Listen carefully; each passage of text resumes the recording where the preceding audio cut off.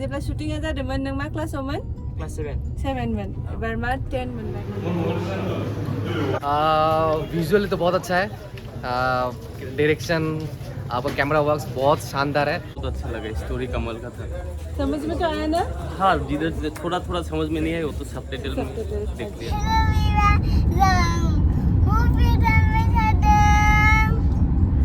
Hello everyone, खुलुमबाय, welcome back to my channel. तो लोगोफोर दा जों थांगासिनो दङ कक्राझाराव, कक्राझारनि गोल्ड सिनेमा हलाव मानो थांगासिनो दङ खोन्थादो जों दा कक्राझारनि अडियन्सफोरा नायनानै मा बुङो बेनि फिडबेकखौ एसे लाना रिभिउनि थाखाय थांगासिनो थोरो एक्चुअली इमान माने बुंनो थांबाथ' हाउसफुल जागासिनो दङ फ्राइडेनिफ्राय दिनै जाहैबाय सानडे टटेलि टंला बङाइगाव माने सापागुरिनि इउनिभार्सेल हल आरो कक्राझारनि गोल्ड सिनेमा हलाव दा बुकमाइश'आव नायबानो मिथिगोन फुल श' पुरा एकदम ओमफ्राय नेक्स्ट जुदि माबायोबा एडभान्सयैनो बुक खालामनानै जागोन बुकमाइश'आव थेंक इउ रायजो राजाफोरा जे जोंखौ जे बे मुभिखौ अनसायदों बेनि थाखाय आं रोजा रोजा आंनि गोसो गोरबोनिफ्राय साबायखर जासिबाय आरो बेनि थाखायनो जों दा थांगासिनो दङ जाय फैदों नोंथांमोनखौ लोगो हमनो थाखाय नायनोसै दा एक्साइटेड जाना दङ सोर सोरखौ लोगो मोनो थ' बिदिब्ला दिनैनि ब्लगखौ नायलांबाय थादो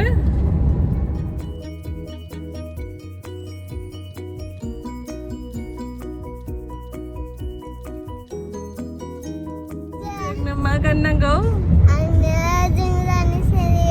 जों दान्दिसेनिल' जिउ सोर दङ बे गानाव सोर दङ बे गानाव बे मेथाइआव सोर एक्टिं खालामदों नोंनि पापा नङालै बेयो नोंनि पापा नङा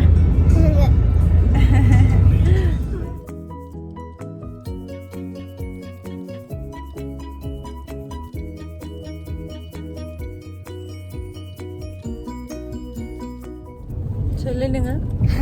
सोर नोङो मा गानदों नोङो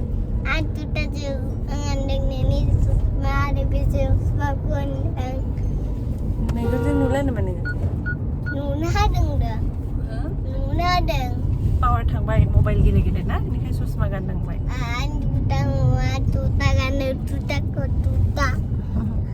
बिदि बरिं जाबाय नामा माबायदि मोनदों दा क'क्राझाराव आगोलाव फैदोंमोन ना सोरबा दं आलासिफोर प्रेस मिटआव फैदोंमोन ना आलासिफोर दं नामा आलासि गैया क'क्राझाराव गैया ना थ' एबार सेकेन्ड टाइम दे जों सफैबाय क'क्राझार गोल्ड डिजिटेल सिनेमा थ' दा हलाव हाबनाय सिगां थारमाने एसे जों साहा लोंना फैनि ओरैनो जों दिनै आलासि दं खुलुमबाय जों फैदों ओमफ्राय आरोबाव फैगासिनो दं आलासि माने सिजौनि टिमनि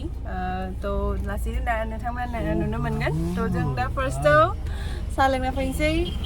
फिनिसि लोगो मोनदों ना जोंना माबाखौ सिजौखौ भिजिटखौ मा होनदो भिजिट देरबायना नोङो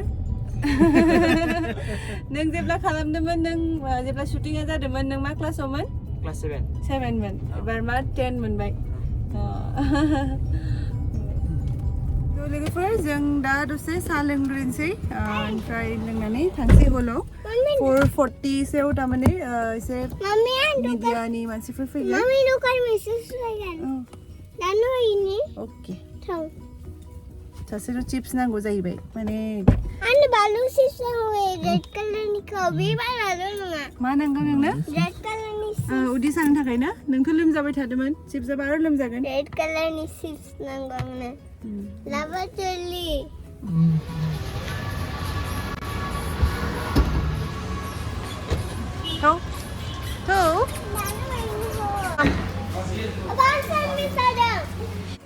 सेबामा थारमाने साननैसो जेबो जायाखै मोजाङै लोमजाबाय थानायखाय थ' एटलिस्ट सेन्डविचखौ जादों बे ओंखायनो मोजां मोनबाय ओमफ्राय दा कफिखौ लोंग्रोनोसै ओमफ्राय लोंनानै थांसै आंबो माने बिराद खर' सादों आरो दिनै ओमफ्राय नै बिटिसिनि सेक्रेटारियेटआ जा मोजां माने खालामबाय जा समायना नुदों आं मबाइलाव बारा मोजाङै देखायनो हायाखै अब्लाबो माने इमान मोजां नुदों आरोना नोंथांमोना जुदि क'क्राझाराव फैयोबा नायनो हागोन माने आगोलनिख्रुइ साबसिन नुबाय दा ओमफ्राय दा जों हाबफैबाय माने गोल्ड डिजिटेल सिनेमा मोनफैबाय आरोना ओमफ्राय हाउसफुल बेखौ नुनानै बिराद मोजां मोनदों थ' नायनोसै सोर सोर फैदों सोर सोरखौ लोगो मोनो लोगोफोर सफैबाय जों गोल्ड डिजिटेल सिनेमा नै बिनानावमोना फैदों मोनसे श'आ जोब्बाय बिथांमोना नायजोब्बाय थ' रिभिउखौ लानोसै माबायदि मोनदों खोन्थादो मोजां मोनदों अनेस्ट रिभिउ नांगौ जोंनो अनेस्ट रिभिउखौ नुबाय दे ओमफ्राय दा थांसिगोन दा थांसिगोन दे मोजां मोनबाय फैनायनि थाखाय सियर जों सेलफि लानोसै दिदिखौ हेल' खालामना हो ओइथिंसो दिदिखौसो हेल' खालामनो होदों आं ओमफ्राय बिथिं नै फंबायमोनाबो माने नायखांबाय अलरेडि फार्स्ट श'खौ ओमफ्राय दा एसे माने सेलफि लागासिनो दं आरोना फट' लागासिनो दं ओमफ्राय बिथांमोननिबो रिभिउखौ लानोसै लासैनो नायखांबाय नोंखौ ना नायथ'वाखै फैदोंसो दासो ना मा खबर सिगोम मा खबर ओमफ्राय दा बडलेण्ड बुब्लि प्रतिदिन टाइम्स एनएन निउज बेफोर मिडियानिफ्राय थारमाने फैदों आरोना ओमफ्राय दा रिभिउफोरखौ लागासिनो दङ ओमफ्राय नोंथांमोनाथ' अलरेडि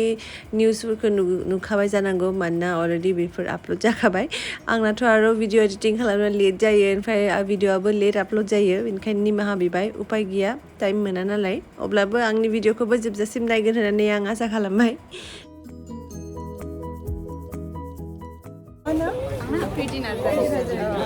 हेल' खालामना हो खनसे थेंक इउ नायनो फैनायनि थाखाय जों नायग्रोदो होनबा एक्टरनि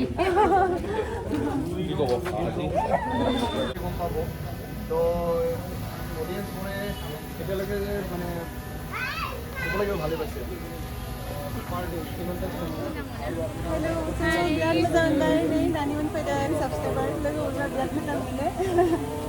अबेनि लानोसै बेफोरनि फंबायमोना फैदों बडलेण्ड बुब्लि ओमफ्राय NBN थ' दा पेन्सि आपल'ड बायथ'सिगोन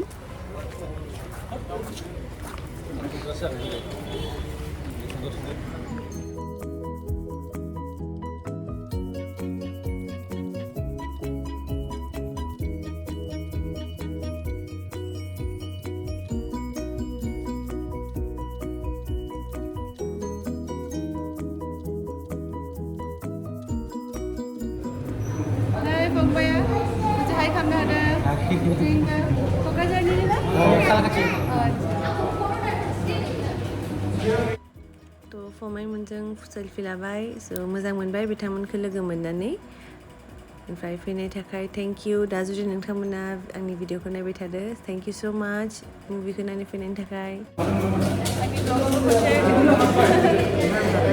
थेंक इउ दा जों हाबबाय हल सिङाव त'नि हल सिङाव माने अडियन्सफ्रा अलमस्ट जिरायबाय लासै लासै माने फुल जागासिनो हाउसफुलथ' लिरखानाय दङ थ' पुरा फुल जाखागोन ओमफ्राय जों उनथिं मोननै सिट दङ बेयावनो जिरायनोसै थांनानै ओमफ्राय नै बिथिं जयन्त नार्जारिबो फैदों दिनै ओमफ्राय नै नानिमोन आंनि साबस्क्राइबारमोन लोगो मोननानै माने मोजां मोनबाय बिथांमोनखौ ओमफ्राय जयन्त नार्जारिया दाख्लै फैनो हायाखैमोन बेना थारमाने वेब सिरिसनि शुटिं जागासिनो दङ शिलंआव थ' दिनै फाइनालि फैबाय नायनो मोनबाय मिस खालामबाय दाखालि ओमफ्राय मुभिया स्टार्ट जाबाय थ' दसे नायनोसै जोङो ओमफ्राय आं मुभिनि क्लिप्सफोरखौ देखायाखै नोंथांमोना अलमस्ट बहुत इउटुबारफ्रानो क्लिप्सफोरखौ होगासिनो दङ नोंथांमोना नुबाय थादों थ' जाय दाबो नायाखै अननानै नायफैदो ओमफ्राय माबायदि मोनखो कमेन्ट सेक्सनाव खोन्थादो आंनिया आर्टिमा खाख्लारि इन्टारभेल सोलिगासिनो दा मुभिखौ नायना मोजां जादों डिरेक्सन आर्ट गासिबो मोजां जादों केरेक्टार्सनि रल प्ले खालामनायाव बहुत मोजां मोनदों आरो बर' मुभियाव बिदि आपकामिं मोजाङै दा इन्टारभेलनि उनाव मा जायो बेखौ नेदों आरो नायनो एक्साइटेड आरो एसे स्ट'रिया मा जाहैयो लास्टआव बेखौ नायनो एक्साइटेड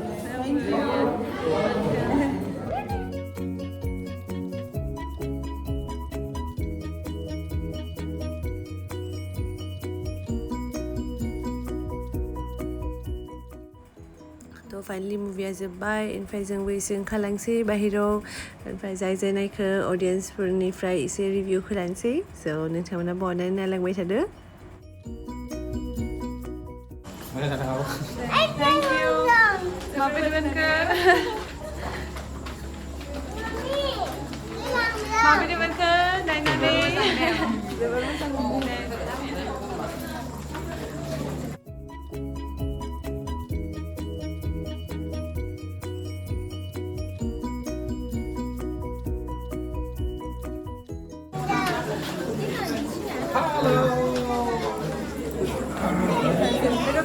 दा एसे जोंना सोंसै माबायदि मोनखो थिगैनो दङ दिनै गोदान माने स्क्रिनाव नायनानै माबायदि मोनखो थिगैनो दङ स्क्रिप्ट नायनानै मोजां मोनदों दिनैसो फार्स्ट टाइम नायदों माने बिराद मोजां मोनदों आरो आं पार्सनेलि बिथांनि एक्टिंखौ आगोलनिनो फेन खामोन माने बेखौ नायनानै आरो बांसिन मोजां मोनबाय थेंक इउ आपको कैसा लगा देख के विजुअली तो बहुत अच्छा है डायरेक्शन आपका कैमरा वर्क्स बहुत शानदार है और स्टोरी लाइन एकदम पिच परफेक्ट है एकदम थैंक यू आई होप आपको समझ में तो आ गया हाँ बिल्कुल सबटाइटल से इतना बढ़िया से थैंक यू सो मच यावबो खोन्थानो हागोन माबायदि मोनखो मोजाङानो मोनदों आरो नायनानै बुजिया बाजाब दंमोन ना एसे दे फैनायखाय थेंक इउ नायनो फैनायखाय थेंक इउ मोजां नांदों फिल्मखौ नुनानैहाय बर' सिनेमानि माबा एक्टिंफ्रा गासिबो बेयाव दंजोबो माने नायनानै बिराद मोजां मोनदों आरोखि ना एवार्ड मोनलायनाय सिनेमा बेनि थाखायनो बिराद मोजाङानो जोबोद मोजां जादों फिल्म नायनो थाखाय नायनो फैनायनि थाखाय थेंक इउ ओमफ्राय लोगोफोर दिनै थारमाने खालि जोंनि हारिनिल' मानसिफोर नङा गुबुन हारिनिबो मानसिफोर फैदों नायनो थाखाय ओमफ्राय बिथांनि आदाया बिथाङा जाबाय बेंगलि ओमफ्राय आंनि मिस्टारनि फ्रेन्डआनो थ' बिथांखौ थारमाने इनभाइट खालामदोंमोन लोगोसे जयन्त नार्जारि बिथांजोंबो बिथांनि लोगो फैदोंमोन गुबुन हारिनि बिथांमोनाबो थारमाने रिभिउखौ मोजांखौनो होदों ओमफ्राय बिथिं आरो पेन्सिजों बिनि फेनफोरा फट' लागासिनो थ' बिथिं आरो मिडियाफोरा एसे माने मिडियानि मानसिफ्रा एसे रिभिउफोरखौ लागासिनो दङ कमन पाब्लिकनिफ्राय ओमफ्राय बेयावनो आं नोंथांमोननो मोनसे मोजां खौरां होनोसै जयन्त नार्जारि बिथांना मोनसे G5आव गोदान वेब सिरिज फैगासिनो दङ स' बिथांनिसिम माने बेस्ट विशेस थाबाय नोंथांमोनाबो जेब्ला बे सिरिजआ ओंखारो नायबानो जाबाय G5आव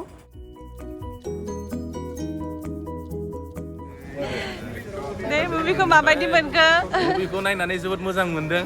गोबाव सम जाबायमोन बर' सिनेमा बिदि फैया माने हलाव ओमफ्राय दिनै मोनसे जारिमिनारि मोनसे सावथुनखौ नुनानै जोबोद गोजोननाय मोनदों लोगोफोर जोंनि सिजौखौ पेन्सिलनोबो फै नै बिथाङा गुबुन हारिनि अनबाबो नायनो फैदों तो आपको कैसा लगा मूवी मुझे तो बहुत अच्छा लगा स्टोरी कमाल का था समझ में तो आया ना हाँ जिधर थोड़ा समझ में नहीं आया वो तो सबटाइटल में देख लिया लेकिन वो हिंदी भी आने से और हिंदी और एसएमएस में आने से बहुत अच्छा लगेगा सब मिल के देख सकें हाँ वो एसएमएस में तो होगा नेक्स्ट मंथ शायद हो सकता है रिलीज मतलब डबिंग तो चल रहा है अच्छा लगा थैंक यू फॉर द फीडबैक আমাৰ মাজত আছে দেৱজ্যোতি বিশ্বাস তো কোকৰাঝাৰ ইউনিভাৰ্চিটি তেখেত হৈছে ইংলিছৰ হেড অফ দ্য ডিপাৰ্টমেণ্টৰ তেখেতে মেইন তো একচুৱেলি মই আজি ইনভাইট কৰিলোঁ আমাৰ মুভি সিজৌ তো আপুনি কওক কেনেকুৱা লাগিল বা This is the first time I have watched a Bodo film. ভাল লাগিছে বহুত খুব serious. I was glued to my seat আৰু it has an emotional appeal. এটা emotional appeal আছে দেখি দুখ লাগি আছিল সিনেমাখন আৰু এটা নতুন পাৰ্সপেক্টিভ পাইছোঁ এটা হিষ্টৰিকেল পাৰ্সপেক্টিভৰ পৰা বনোৱা হৈছে সিনেমাখন ওম প্ৰকাশৰ এক্টিং বহুত ভাল হৈছে হি ইজ এ সিজনেড এক্টৰ আই শুড সে আৰু মানুহে বহুত নাজানিব লগা কথাবিলাক জানিব পাৰিব যে বৰ্ডাৰ এৰিয়াত ভুটানিজবিলাক যেতিয়া ৰেইড কৰিছিলে ত' what effect it had on the life and society of the Bodo people আৰু বহুত বড়ো মানুহ এতিয়া ভুটানত they have got their citizenship তাত ৰৈ গৈছে এইবোৰ বস্তু নতুনকৈ জানিব পৰা গৈছে ভাল চিনেমাখন চাব লাগে এনেকুৱা চিনেমা আৰু বনাব লাগে it's a good ward thank you तो लोगोफोर जों तारमाने हलनिफ्राय डाइरेक्ट फैबाय बे आदामोननि न'आव ओमफ्राय बिथिं आदानि बाजै बेयावसो फैनानै जों खस्थ' फैबाय दा जों साहा लोंसै ओमफ्राय नै फिसाला बिथिं सब आमफ्राय ड्राइभार बहुत दिननि उनाव लोगो मोनबाय आरो गोबावनि उनाव स' फैबाय थेंक इउ किबा এটা কৈ দিয়ক মোৰ ছাবস্ক্ৰাইবাৰবিলাকক हाय कोई दियो एटलिस्ट तो लोगोफोर बिदिब्ला जों साहाखौ लोंनोसै एक्चुअली बे आदाया माने बिराद ब्रा लिंनायखाय जों बावनो फैनांबाय ओमफ्राय दा एसे माने चाय टाइम माने डिसकाशन सोलिगासिनो दं आरोना तो लोगोफोर दिनैनि ब्लगखौ आरो गोलाव खालामला थारमाने अलरेडि गोलाव जाबाय स' दा जों बेयाव साहा लोंबाय लोंनानै दा जों थांसै तो नोंथांमोना आंनि भिडिअखौ जोबजासिम नायनो थाखाय जा साबायखर बाहरबाय तो लोगो मोनफिनसै नोंथांमोनखौ नेक्स्ट ब्लगाव टिल देन टेक केयार बाय बाय खनसे सबबो बाय बाय होदो Bye.